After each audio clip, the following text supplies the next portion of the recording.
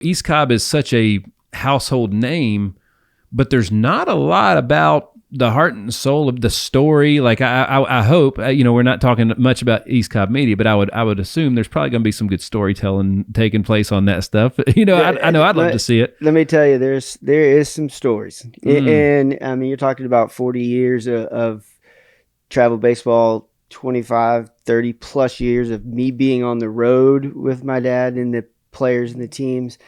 And just the people that have come through that have their own stories. Not only alumni that went on to have, great major league careers, but guys that also went on to be doctors and lawyers and sell insurance. Those guys have stories to where their time at East Cobb and their time around my dad, like, made them into a good business person or made them into, a good father just because they had those experiences of, which I always say is, if you are a part of something, if you're a part of a team, it's a life lesson because you learn how to do a lot of things that are important in life. That's right. And we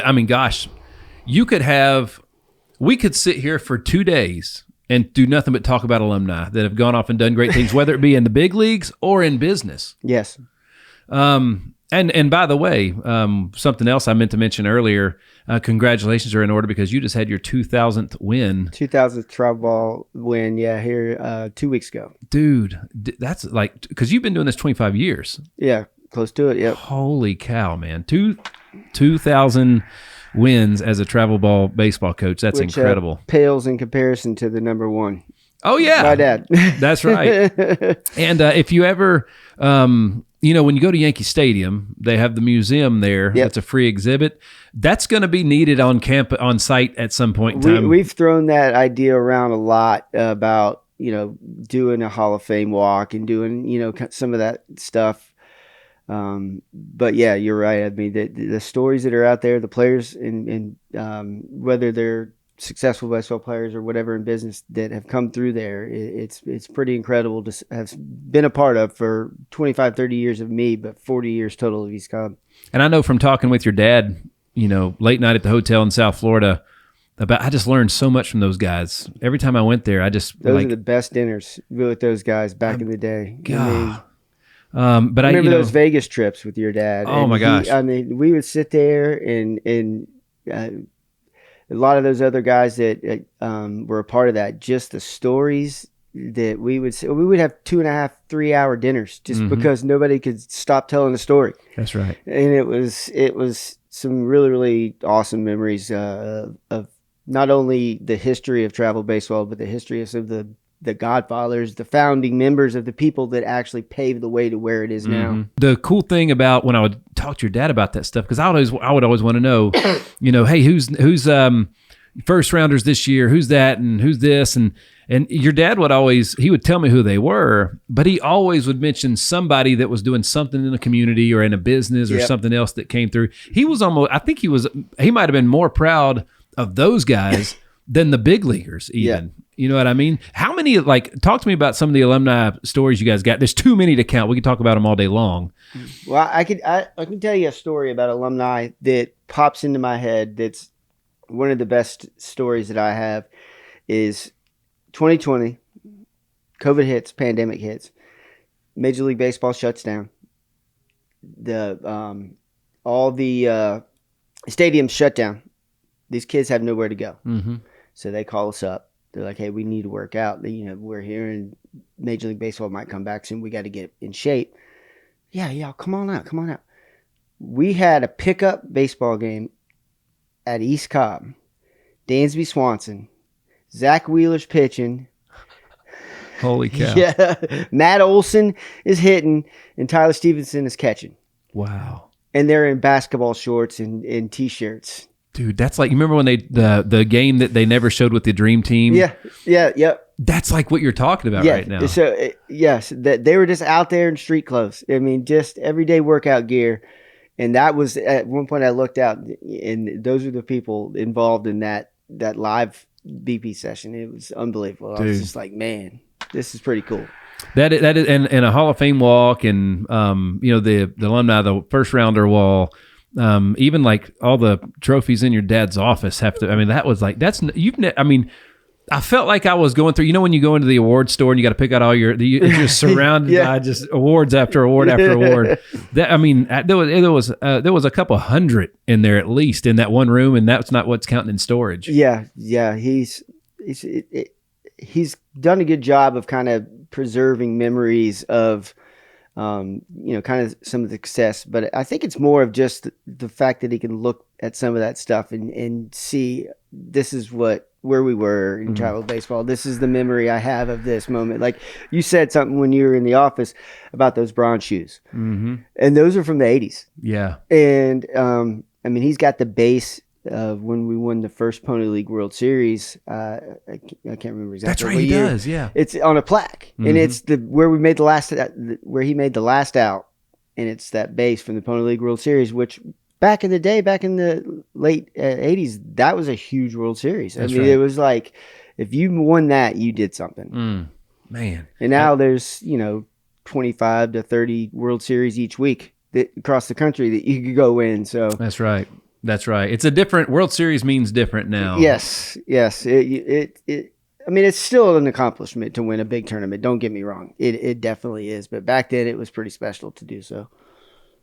So I wanted to talk to you about East Cobb Academy, because that's a big part of East Cobb baseball that doesn't always, people don't hear about it as much. Yeah. So the academy is something we launched a couple of years ago, and it's basically off-season training on site to where if you're a part of East Cobb, you can come and do your private lessons, use your TrackMan when you're throwing bullpens.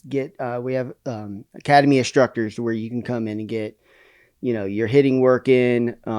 We have a company that does all our speed and agility for our guys, to where it's if you do have a practice, say at 6 o'clock, you can pop down to the academy and get some speed and agility work in. You don't have to have parents driving all over the place to go to, 2 different sites, 5 different sites in a week. Yep. You can get it all done right there on campus. Well, it's I know it, and it's a big deal. So it's only getting bigger. So yeah. How do people so do you have to be in the organization to be in the academy? You don't have to be. I mean, we give outside lessons and stuff like that. So no, you don't have to be, but it's really beneficial for the East Cobb players who go to East Cobb complex for practice daily, weekly, whatever it is. So kind of makes sense if if a teacher at a great school was going to be working with kids outside of school, she'd probably be working with kids in the school first. Right? Yeah. That makes a lot of sense. All right. Well, that's cool. And it's how long has the academy been around now? It'll be our 3rd year coming up. So we also are. Have in the works of online schooling, so you have some of those like a mini ING where kids go and it's full-time online classes, and they're there full-time as well. That's killer, man. That's killer. And again, the family dynamic has just always been so unique and special, but I feel like that's one of the there's so many great business statistics, Kev, about how I think I read it. I think it may have been in the book, The Founder's Mentality. I could be wrong. People might roast me on that for this, but I think it's like 85% of second generation businesses fail. Really? Which is crazy. Well, I'm glad I'm not one of that right. Percentage. Well, and I think I know why. A little bit more scared if I knew that going into it. Well, I think I know why, and it's because the reason that the original founder, the first generation did things, that's not necessarily what's important to the next generation. And that's, out of those 85%, I'd be interested to know how many of them just, they just changed concepts. They went in a different direction, maybe, so that maybe that's that makes it. Sense. But like, it's so cool because, a couple weeks ago when we were down at the complex, you were coaching your team, and right next door, your dad was coaching his team. I think he was in a dugout. He may have already left by then. I'm not sure. He probably was. Yeah. But that was just a really cool and such a fun thing. And I can remember, like, you guys were always working on fields 2 through 8, but your dad was always cutting grass on field 1. That's his baby. Yeah, just like your dad's got his fields. Well, now he's got 2, right? That's right. I remember that one field over there, at the Sandlot field. it doesn't matter if we were playing at 8 a.m. or 8 p.m. He was mowing the grass before our game. That's right. That's right. That real push mower. He's out there striping up the infield. That's right. I mean, those are just memories that you'll never forget. Just growing up around travel baseball. Well, you guys are always the best risk takers, right? So folks, check it out. We're hanging out with Vice President of East Cobb Baseball, Kevin Baldwin. Check him out online, eastcobbbaseball.com, on Instagram at eastcobbbaseball_official.